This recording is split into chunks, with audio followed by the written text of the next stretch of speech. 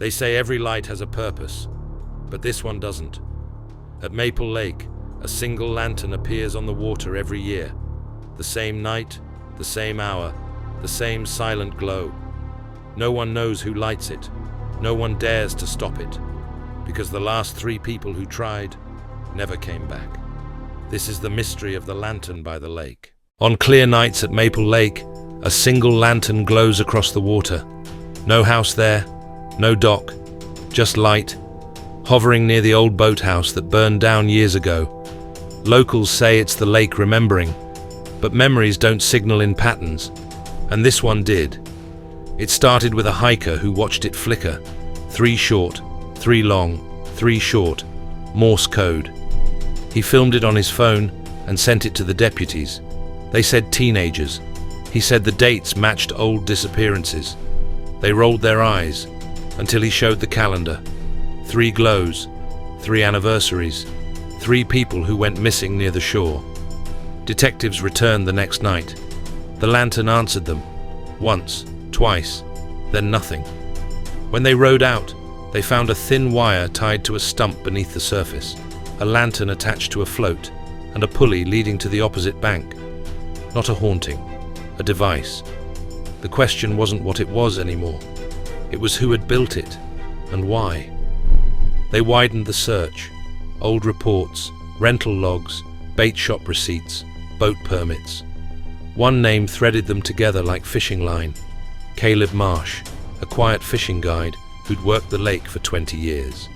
He knew the currents, the coves, the watchful eyes who came and went with summer. He also knew the missing. Records showed Caleb had guided all 3 on separate nights.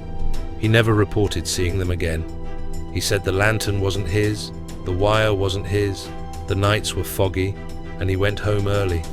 But the lab found trace fibers on the wire that matched twine in his shed, and a torn page from a marina ledger tucked in his tackle box with dates that aligned a little too neatly.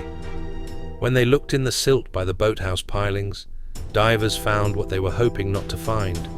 Belongings from the missing, a watch, a wallet, a charm bracelet. Not buried deep, placed, as if someone planned to return to them or wanted them found. Under questioning, Caleb held his breath for a long time. Then his shoulders sank. He said it began as a lie. One accidental fall on a dark night, panic, a decision to stay silent. He said the lantern was a ritual he couldn't stop, a signal to nothing and no one, a way to keep count of guilt he didn't know how to carry. But not all of it was accident, and not all of it was panic. He led police to a storage locker where he kept souvenirs, maps with pencil marks, notes that timed the lantern flashes, and a list of anniversaries. It wasn't a haunting, it was a habit, repetition, where remorse should have been. In court, he called it a mistake, he repeated. The families called it by its name. The lantern at Maple Lake doesn't glow anymore. The wire's gone. The float's gone. Only the wind moves the reeds now. But people still pause on the trail at night and look to the water, half expecting that old light to answer. It doesn't, because the one who lit it is finally done counting. Caleb Marsh pleaded guilty to manslaughter in 1 case and second-degree murder in 2. The lake is quiet again, and quiet here finally means peace.